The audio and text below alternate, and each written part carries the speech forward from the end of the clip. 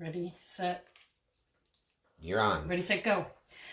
All right, Wednesday, 2 o'clock. We're back on Carrington Ave. I really wanted to go out and show you all the beehives today, but as I said on Monday, it's weather dependent, and guess what? It's another crappy day here on my street, so we're not going to do that today. We'll see what Friday brings.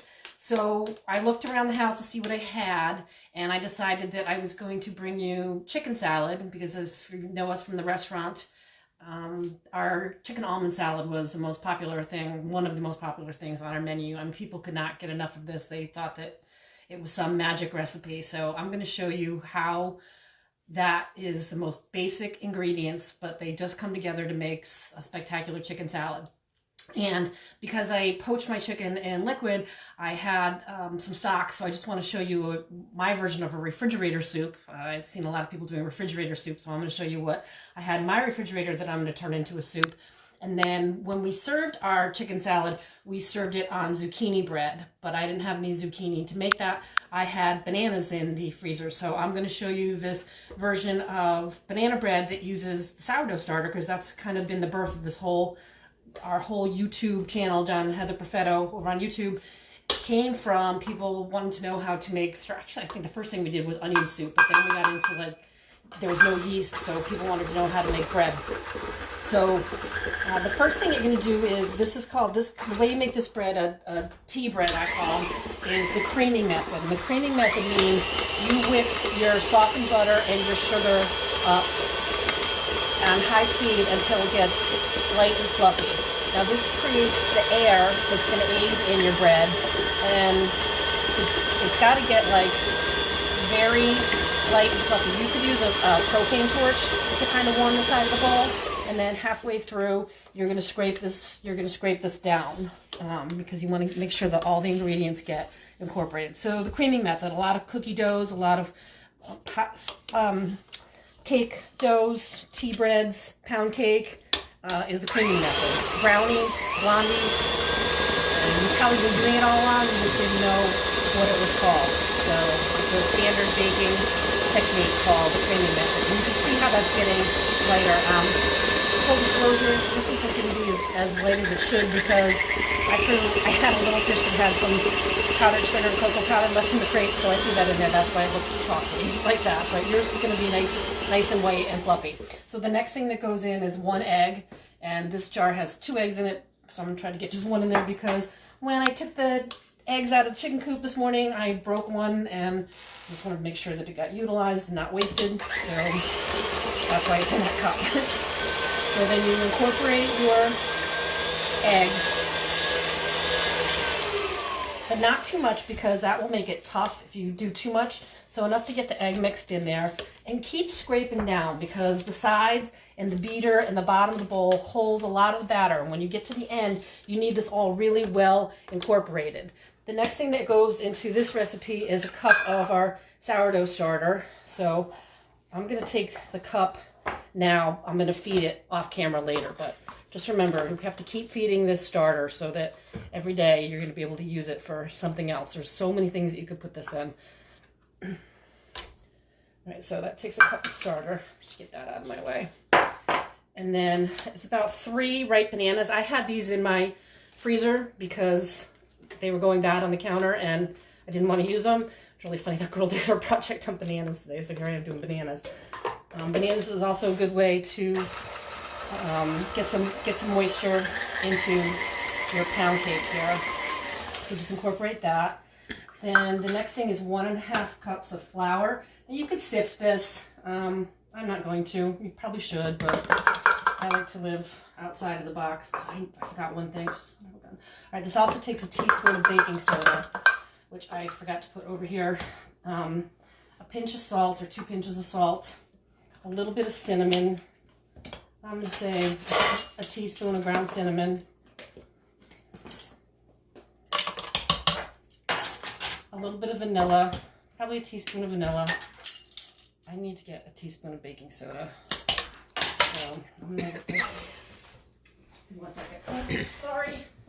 When she was laughing about bananas, I'm teaching culinary special ed And we had to sit in on the Google Meet this morning, and the kids doing presentations on different foods. And one of the kids chose butter as his presentation, so I guess butter's a food. And one did cream cheese, and then one of the girls did bananas. And they were talking. She was saying that you could freeze bananas, and she was explaining all the different uses of bananas and how you could freeze them, but you had to take them out of the peel, and then the teacher wanted to know why it had to come out of the peel, and she didn't know, and so it got a little crazy. So that's the fill-in of the information for why we were talking about bananas today. I can't find it. All right, so this is the perfect point that you should make sure you have everything in your recipe out on the counter before you start your recipe. Oh, found it! Right under my nose. All right, so a teaspoon of baking soda. And this is going to be what makes your bread spread. It's not baking powder. Baking powder makes your bread rise. This is baking soda. It's going to make your bread spread. I also am going to include in this, I have these frozen blueberries. So I'm going to add these frozen blueberries to this mix. And I have some lemon zest mixed in that too. I just shaved off the outside of this lemon and then chopped it up because that's going to give a lot of brightness to the blueberries. You could add chocolate chips to this. You could add peanut butter to this. You know, get creative. Go all in. And then see what you get. So we'll just bring all these ingredients together now. And then this is going to go in a 375 degree oven for probably 50 minutes. It's a pretty long time to get all that science to happen down inside there and cook. So again, I'm scraping the bowl, I'm scraping the beater, I'm scraping the bottom of the bowl because it has to be well incorporated. All right, so that I'm going to take now off the mixer, and I'm still going to make sure that every bit of this batter, so it's a batter that we just made, every bit of the batter gets in to this mix, and I'm going to go through it one more time with my spatula just to make sure. This is a really good tip because this could be what makes you a great baker or makes you fail at baking, is if you leave stuff on the bottom of the bowl, for instance, that's just the butter and the sugar creamed in there, and you don't get that mixed into your batter, you're going to have weird little pockets of just melted butter and sugar in the middle of your bread. So we're not going to be able to show what this looks like finished today because it's going to take an hour in the oven, so we'll have to show that tomorrow if it's still around. The reason I made this is because the chicken almond salad that I'm going to get to goes really great with fruit bread. We sold zucchini bread, we sold cranberry bread, we sold banana bread, we sold pumpkin bread. All of these tea breads, that's what I call them, tea breads, were great with chicken salad and fresh fruit. And people just love this combination to the max. So I'm going to give you the recipe for this with the tweaks that I did to it as well. All right, so to get to chicken salad, what you need to do is poach your chicken breasts and then cool them. So I had 4 chicken breasts and I had about 1 gallon of water today. This is what I'm going to use to make my chicken almond salad.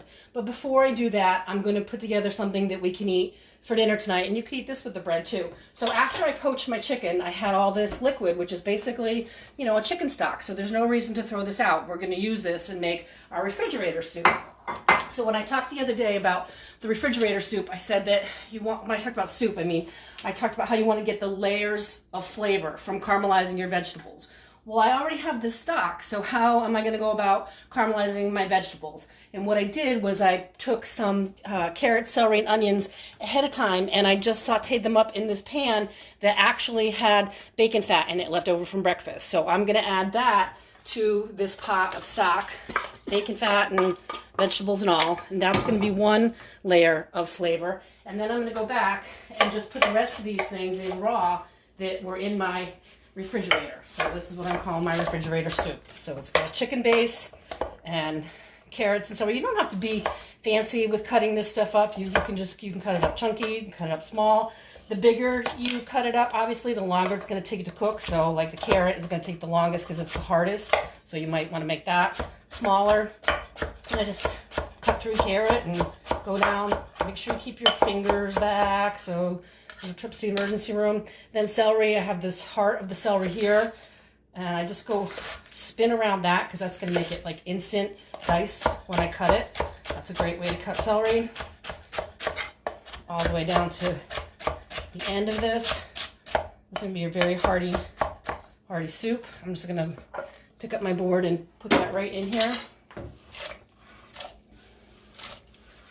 All right, what else did I have? I have this jalapeno pepper that was probably left over from somebody's eggs for breakfast. So that's going to bring some heat, some capsaicin to our soup. And I have this tomato from yesterday. We had some grilled cheese and tomato sandwiches that were delicious on that challah bread that we made a couple days ago. I'm going to dice that up.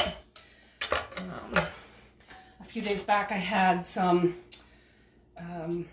butternut squash that was roasted. I'm going to add that to the soup pot. And then I have these purple and red potatoes that are going to go in there as well. So these purple potatoes, that's very high in antioxidant. Any vegetables and fruits that have purple, like blueberries or potatoes, beets, these are really good for you. Really? That ancient. What are you doing here? She's helping. Cat's in the kitchen. Oops.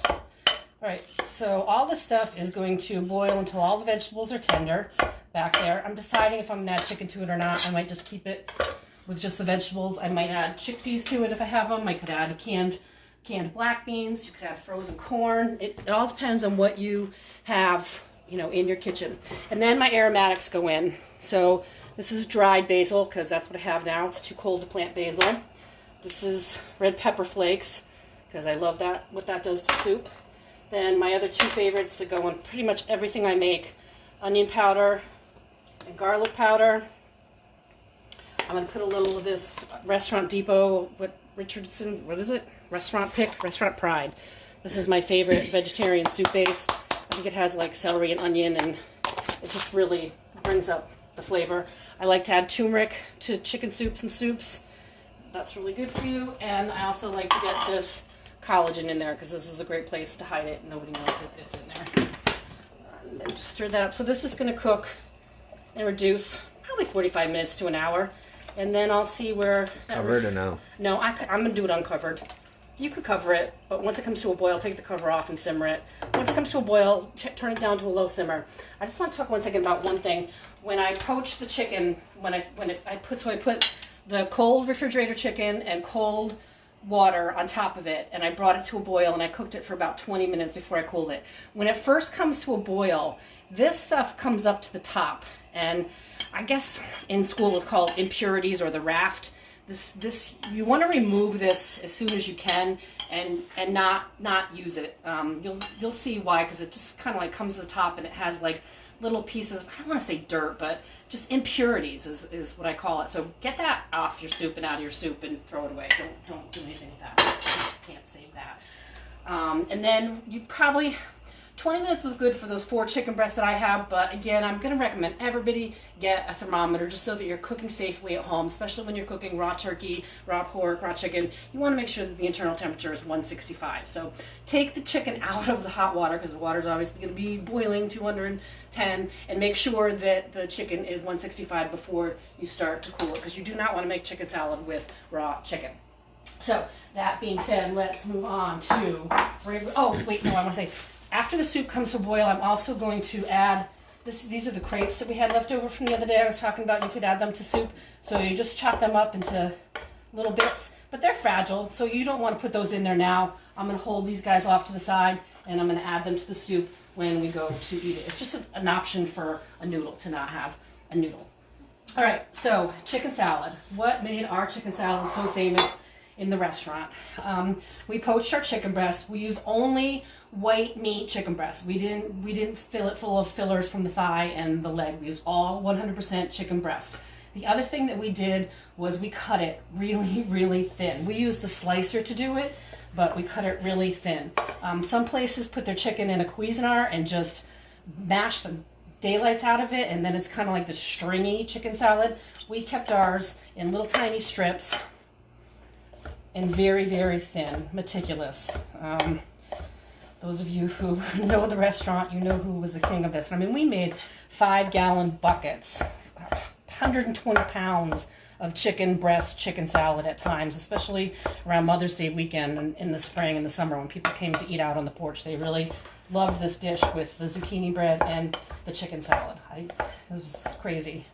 We never had enough. I can remember some Mother's Day sitting in the back corner cutting celery and chicken as fast as we possibly can. So see how nice and tiny and small dice that is? All right. And this is not raw chicken. This is cooked chicken, so I'm not transferring salmonella anywhere. I guess everybody likes chicken salad here, so I guess I'll make all of it. I don't know, chicken soup.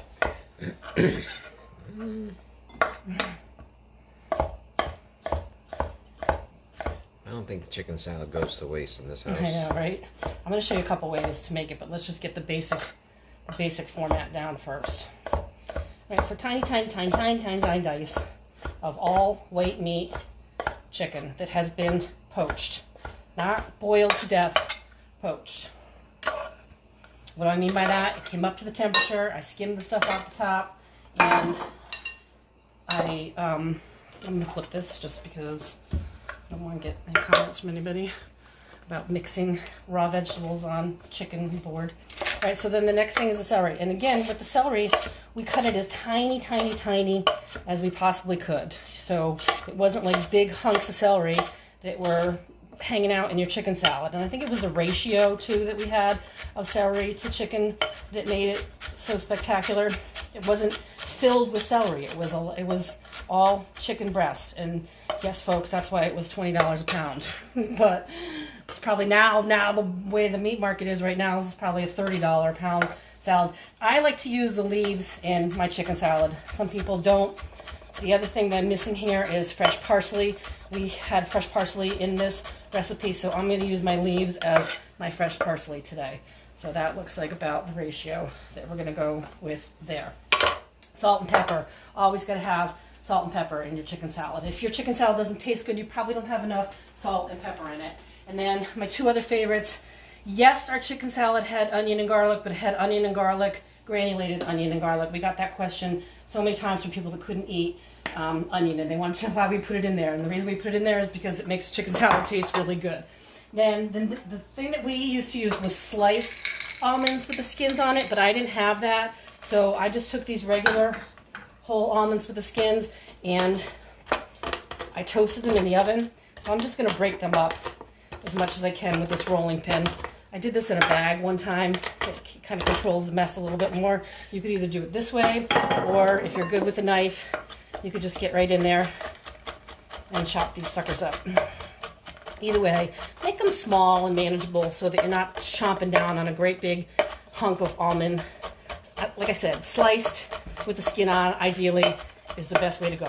And toast them. Toast them lightly, 350, maybe 5 minutes, but keep your eye on them because toasted nuts will burn really quickly, and then you just have burnt mess. You can't use them for anything. There's nothing you can use them for. The squirrels won't even eat them. Can you cut them in the Cuisinart too? You could put them in a Cuisinart and pulse it. Yep, definitely. But I had everything else here dirty, so let's just stick with that today. You're probably stealing out of it. All right, so the next thing that goes in here is mayonnaise.